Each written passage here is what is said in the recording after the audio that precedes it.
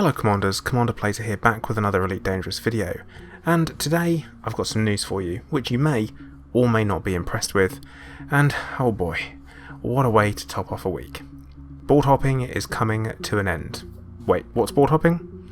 Well, I'm going to tell you, so don't worry. Board hopping is logging out to the main menu and changing game modes in order to refresh the mission board. This has long been considered an exploit by some players, whilst Frontier have always been of the official stance that it is working as intended, but not as they hoped it to be used. I've never enjoyed the reliance upon board hopping to make some decent credits in Elite Dangerous. Stacking missions has been limited for a while, and the ability to stack missions has slowly been limited in different ways. And that's from limiting the number of missions of a certain type that can be accepted in one go, to changing how the number of targets is worked out. But the true solution has been revealed in a forum post from community manager Will Flanagan today, titled Implementation of a Dedicated Mission Server. Greetings Commanders, in the next chapter of Beyond 3.3 we'll be implementing and migrating mission data to a new separate server. While this mainly affects the back end of the game, you will see some changes to missions in game.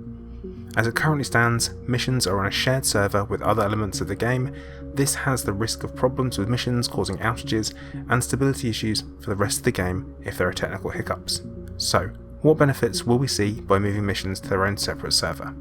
Any issue generated by missions which can cause a server outage or stability problems will no longer result in players disconnecting. Instead, the missions will be unavailable for a period of time. If such issues do occur, the previous servers will be able to act as a backup, offering better opportunities to recover game content as quickly as possible. We may see a slight decrease in mission board loading times, and missions will now be consistent across game modes, solo, open and private group. It's also worth noting that as a result of the dedicated mission server, there will be a removal/significant reduction of the method of refreshing mission boards by logging in and out of the game, board flipping. While we understand that this is a practice utilised by some players, this was never the intended use of the mission system.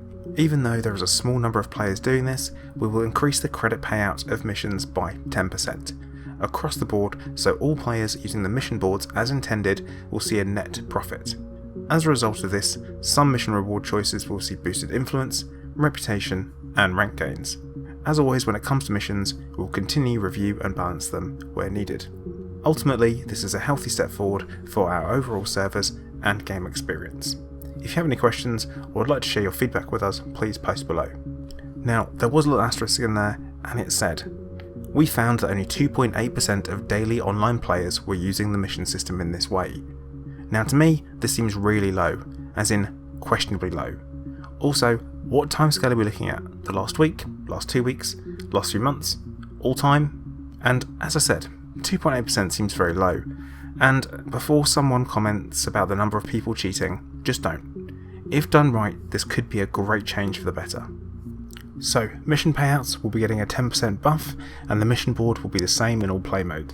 Despite being someone who has previously encouraged board hopping, I will say I think it's going to be good that it won't be in the game anymore. The reason for this is, for the case of the occasional mission runners, they're going to be better off. Also, less errors as part of mission sourcing from the server, and if you get a good board, it's going to be awesome. But if you get a bad one, you're going to have to wait for it to refresh. How long is that going to take? Well, we currently don't know, but there are a lot of people who are requesting a refresh button in order to be able to get another board. Of course, there are some negatives to this, and essentially, you can't be picking on the mission board anymore, knowing that you can't just go and refresh it. I'm not sure that 10% is a sufficient increase based on the forced inefficiency with the new system. I personally would like to see an increase in the number of missions available, even if there's still a limit of how many you can accept. But sorting by type and having a much better selection for missions available from all factions. It seems unlikely sometimes a system with over 1 billion people in would only have 4 jobs available. Given more choice at the start, and eliminate the want and the need for the undesired gameplay element. Of course, I haven't really touched on the background sim effects here at all, but it's definitely going to have an impact due to the reduced number of missions possibly being run and the increase in the influence gained. I'm hoping this will be a change for good if the mission payouts stay viable and the variety of missions available is improved. Leave me a comment with your thoughts. So, thank you for watching. please make sure that you like, subscribe and turn on notifications so you get an alert every time I put a new video out. Also, if you are looking to support the channel, please check out the links in the video description, as there are a couple of different ways to do so. Well, once again, thank you for watching. Commander Plater, out.